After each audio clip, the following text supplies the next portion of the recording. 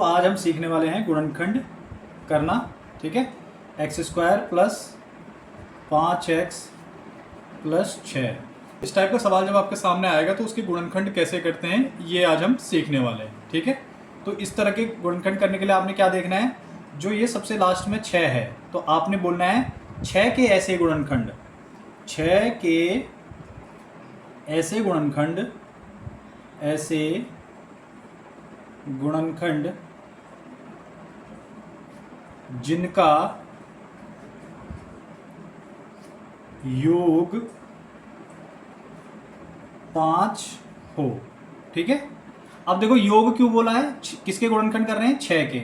अगर 6 के आगे प्लस का चिन्ह नहीं होता, माइनस का चिन्ह होता तो मैं बोलता 6 के ऐसे गुणनखंड जिनका अंतर और किसके बराबर होना चाहिए, जो ये x का गुणांक है 5, ठीक है, इसके बराबर होना चाहिए। यहां पर आपने साइन नहीं देखना है, साइन केवल आपने इसका देखना है। यानी जब भी आप इस टाइप के सवाल करेंगे तो आपने देखना है कि जो सबसे लास्ट में अचर राशि है उसके गुणनखंड करने हैं, और योग बोलेंगे या अंतर वो डिपेंड करता है कि इस अचर राशि के आगे कौन सा चिन्ह लगा हुआ है। यानी 6 के आगे प्लस लगा है तो मैंने बोला 6 के ऐसे गुणनखंड जिनका योग, अगर माइनस लगा होता तो मैं बोलता 6 के ऐसे गुणनखंड जिनका अंतर, ठीक है, किसके बराबर हो, x के गुणांक के बराबर, और x का गुणांक क्या है यहाँ पे 5 है। तो चलिए ढूंढते हैं, तो गुणनखंड किस तरीके से ढूंढते हैं, 1 गुणा 6 बराबर 6।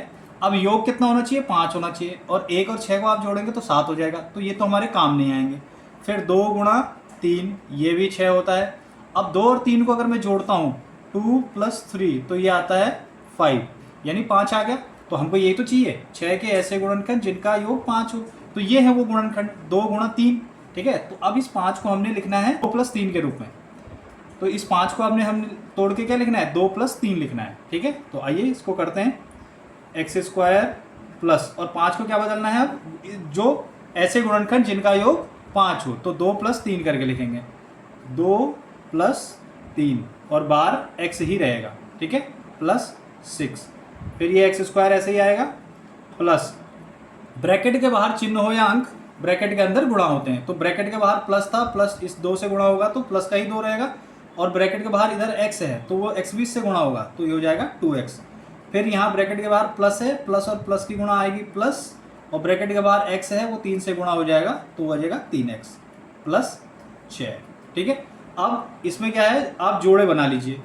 जोड़े इसलिए बना रहे हैं ताकि हम कॉमन ले सकें। कॉमन लेने के लिए क्या करेंगे, एक्स स्क्वायर में क्या क्या छुपा है, x गुणा x छुपा है तो यानी 1x बाहर आ जाएगा, या आप इसको एक्स स्क्वायर को इनको और तोड़ के लिख सकते हैं। चलिए, x गुणा x प्लस 2 गुणा x, और इसको लिख सकते हैं आप 3 गुणा x प्लस 6 को लिख सकते हैं आप 2 गुणा 3। ठीक है, अब आप कॉमन ले लीजिए, यहाँ से आसान हो जाएगा, इसके पास भी x है और इसके पास भी x है तो x ब्रैकेट के बाहर आ जाएगा, एक x ब्रैकेट के बाहर आ गया तो x बचा अंदर। ठीक है, फिर ये x भी बाहर जा चुका है क्योंकि कॉमन लिया है, तो यहाँ पर बचा है केवल प्लस का 2।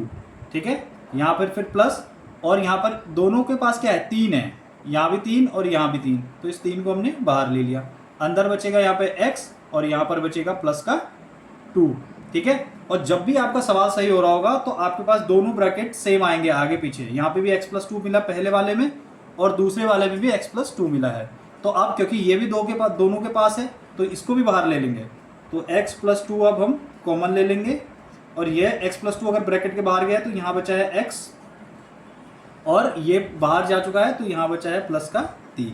तो ये हो गया आपके x square plus 5x plus 6 के गुणनखंड। ठीक है, इन दोनों को जब आप गुणा करेंगे तो आपको ये वाला मिलने वाला है। ठीक है बच्चों, वीडियो आपको पसंद आया हो तो लाइक कीजिए, शेयर कीजिए और सब्सक्राइब कीजिए। अगर कोई भी डाउट आपका रह गया हो तो आप कमेंट कीजिए, उसे दूर किया जाएगा। Thank you.